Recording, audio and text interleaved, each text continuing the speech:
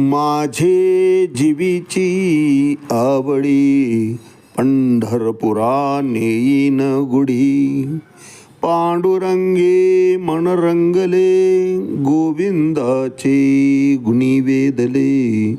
जागृते स्वप्न सुषुप्ती नाठवे पाहता रूप आनंद साठवे. बाप रखमा देवी वरोस गुण निर्गुण रूप बेटेवरी दाविली खुन. माऊली ज्ञानेश्वर महाराज की जय.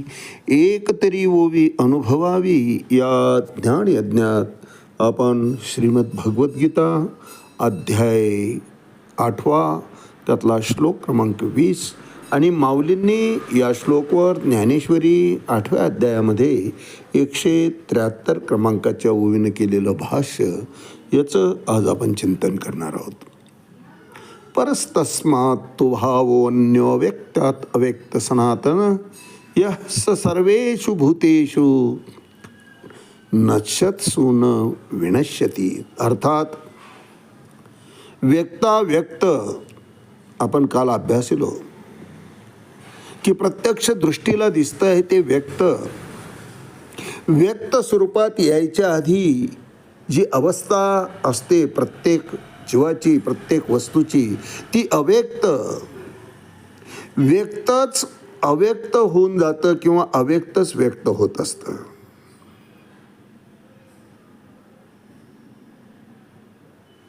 व्यक्तच अव्यक्त होऊ शकतात आणि अव्यक्त व्यक्त होऊ शकतात महाराज. परंतु या अव्यक्तात जसा अजून एक वर्ग आहे जो सर्वार्थानं मुक्त झाला आहे. या मृत्यूलोकी सुद्धा आपण पाहतो की आपण सगळे व्यक्त आहोत. जे जे दृष्टीला दिसत आहे ते सगळे अर्थातच व्यक्त स्वरूपात आहे. परंतु आपल्या या व्यक्तांमध्ये सुद्धा काही या जगतामध्ये अनासक्त झालेले आहेत असून ते या इथल्या कुठल्याच विषयाशी चिटकलेले नाहीत, निरीच्छ झालेले आहेत. असो ऐसा कोठे आठवचे नाही देहीची विदेही भोगुदशा. अशी अवस्था त्यांच्या जीवनामध्ये आलेली आहे महाराज. काय करतोय आम्ही? काहीही कशातही त्यांचं मन रमत नसतं शिवाय भगवंताच्या नामस्मरणाच्या. भगवत भक्तीमध्ये परमार्थामध्ये ते इतके लीन होऊन झालेले असतात की स्वतःचं भानही ते विसरून गेलेले असतात. आणि त्यामुळं बऱ्याच वेळा आपल्याला हे वेड्यासारखे सुद्धा वाटतात महाराज. म्हणून हा जो व्यक्त असून सुद्धा अव्यक्त वर्ग आहे तो सर्वार्थानं मुक्त झालाय महाराज. बीज भाजवणी केली लाही आमा जन्म मरण नाही. एकदा बीज भाजलं रे भाजलं की पुन्हा त्यापासून उत्पत्ती नाही. खऱ्या अर्थानं ते विरक्त होऊन जातं. तसे हे विरक्त पुरुष असतात, कुठल्याच विषयानं लिप्त होत नाही.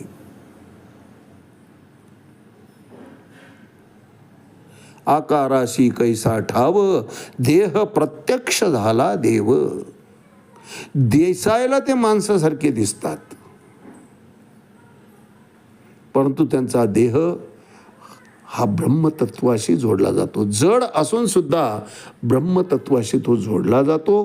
कारण आतलं जे चैतन्य आहे ते चैतन्य शक्तीशी जोडलं गेलेलं असतं. चैतन्य शक्तीशी ते एकरूपच होऊन गेलेलं असतं महाराज. साखरेचा नो हे ऊस आम्हा कैसा गर्भवास. एकदा ऊसापासून साखर झाली की पुन्हा साखरेचा नो हे ऊस. पुन्हा प्रपंचातल्या कुठल्याच विषयामध्ये हे परत येत नाही महाराज.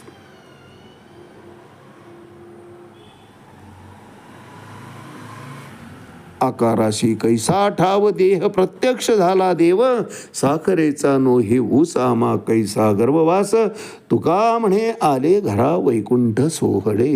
हे सगळं परिवर्तन कशामुळे झालं? तुकोबाराय सांगतात की आमच्या घरात हे सावळं ब्रह्म आलं, द्वैत आमचं संपूर्ण गेलं आणि त्यामुळं आमचा संपूर्ण प्रपंचच ब्रह्ममय होऊन गेला आहे. त्या ब्रह्मतत्वानं जीवाचा अंगीकार केलेला असतो महाराज. जीव सर्वार्थानं समर्पण भावानं त्या ब्रह्मतत्वाशी लीन होऊन जातो आणि ते ब्रह्मतत्वही तो भगवंतही अशा भक्तांचा अंगीकार करतो, स्वीकार करतो. आणि एकदा त्यानं अंगीकार केला रे केला की निंदतेही त्याने वंद्य केले. पुराणामध्ये याचे उदाहरणं आहेत महाराज. अजामेळ भिल्ली तारिली कुंटेनी प्रत्यक्ष पुराणी वंद्य केली, ब्रह्महत्या राशी पातके अपार, वाल्मिक किंकर वंद्य केला. किती पाप होते महाराज वाल्मिकांचे, चिल्लर तर तो मोजतच नव्हता. श्रीमंत धनाढ्य कोणी आला तर त्याच्या प्रित्यर्थ तो एक खडा टाकायचा रांजणामध्ये. असे 7 रांजण भरले होते महाराज त्या खड्यांनी, बारीक बारीक खडे. किती हत्या झाल्या असतील. पण तसा वाल्मिक सुद्धा वाल्याचा वाल्मिक ऋषी करून टाकला. का? फक्त सर्वार्थानं शरण आला. नारद मुनींनी सांगितलं घरी जा, विचार तू जे पातक करतोय त्याचा भागीदार कोणी आहे का? वाल्या घरी गेला महाराज. प्रथम आईवडिलांना विचारला.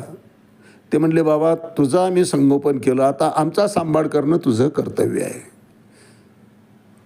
बायकोला विचारलं. बायकोनं हातात अर्थात कुऱ्हाड आहे, दरोडेखोर होता. कुऱ्हाड उगारून बायकोला विचारतोय सांग मी जे पाप करतोय त्याची तू मी सर्वांकरता करतोय. ती म्हणली ते तुमचं कर्तव्याचा भाग आहे. किती कणखर उत्तर दिलं महाराज.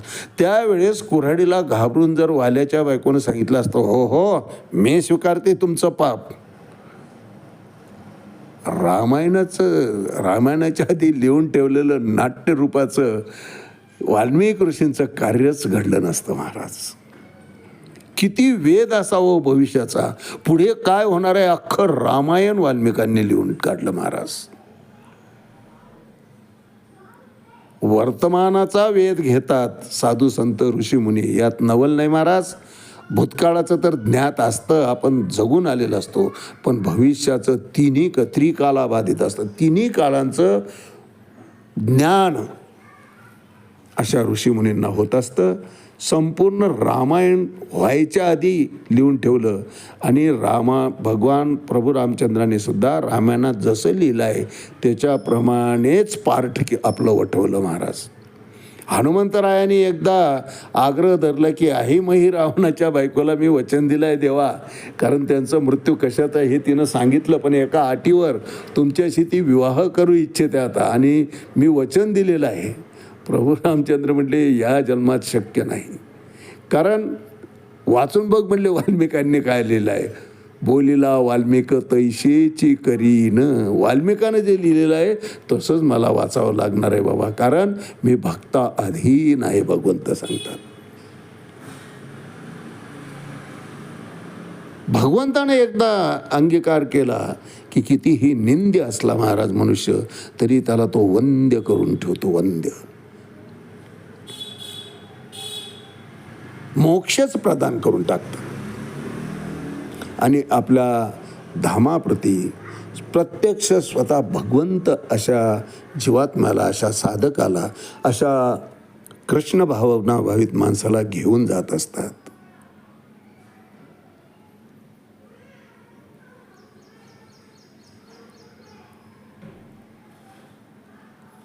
फक्त मनुष्य देह त्यानं धारण केलेला असतो. यस्य सर्वे समारंभा काम संकल्प वर्जिता ज्ञानाग्नी दग्ध कर्मानंतमाह पंडितम बुधा. ज्ञानाची प्राप्ती करून सगळे कर्मफळं त्यानं जाळून टाकलेले असतात आणि कर्मफळच नाहीसं झाल्यामुळं मोक्ष त्याची आपण स्वतःहून वाट पाहत असतो महाराज. यावर भाष्य करताना माऊली ज्ञानेश्वरी 173 क्रमांकाच्या 8व्या अध्यायामध्ये म्हणतात, जैसे आटलिया रूपे आटले पण ते खोटे म्हणिपे, पुढती तो घणाकारू हरपे, जे वेळी अलंकार होती. दृष्टांत देतात या ठिकाणी माऊली. भगवंत अर्जुनाला सांगतायत की जैसे आटलिया रूपे आटले पण ते खोटे म्हणिपे. अर्जुना, ज्याप्रमाणे अलंकार आटल्यावर आटलेल्या आकाराला लगड म्हणतात. सोनाराकडे आपण दागिने मोडायला गेलो की त्याला ते तापवतात आणि वितळून त्याचा गोळा करतात. त्या गोळ्याला लगड म्हणतात महाराज. लगड आधी अलंकार होते, वितळल्यामुळे ते लगड झालं. पुन्हा त्याचे अलंकार बनवले जातात. तो जो गोळा तयार केलेला असतो घनाकृती, ते पुन्हा दागिन्यांमध्ये रूपांतरित होतं. मग त्यावेळेस लगड हे नाव नाहीसं होऊन जातं त्याचं. आधी अलंकार होता, नंतर लगड झालं, पुन्हा लगडाचा अलंकार झाला. अगदी तसंच आधी अव्यक्त होतं, नंतर व्यक्त होतं, पुन्हा अव्यक्तामध्ये गेलं. हे व्यक्ताव्यक्त अगदी याप्रमाणेच असतं महाराज. जैसे आटलिया रूपे आटले पण ते खोटे म्हणिपे, पुढती तो घणाकारू हारपे, जे वेळी अलंकार होती. दागिने झाले की पुन्हा लगड नाव त्याचं निघून जातं. तो घणाकार असलेला सोन्याचा तो गोळा म्हटलं आपण जो म्हणतो, ते नावरूपाला सुद्धा राहत नाही, कारण ते परिवर्तित होतं अलंकारामध्ये. पुन्हा अलंकार मोडले की वितळून त्याचं पुन्हा ते लगड तयार होते, तो सोन्याचा गोळा तयार होतो महाराज. जैसे आटलिया रूपे आटले पण ते खोटे म्हणिपे, पुढती तो घनाकारू हरपे, जे वेळी अलंकार होती. आज याच ठिकाणी थांबूया. रामकृष्ण हरी. पुंडलिक वरदा हरी विठ्ठल. श्री ज्ञानदेव तुकाराम पंढरीनाथ भगवान की जय. माऊली ज्ञानेश्वर महाराज की जय. जगद्गुरु तुकाराम महाराज की जय. शांती ब्रह्म एकनाथ महाराज की जय. आदि शक्ति मुक्ताबाई की जय.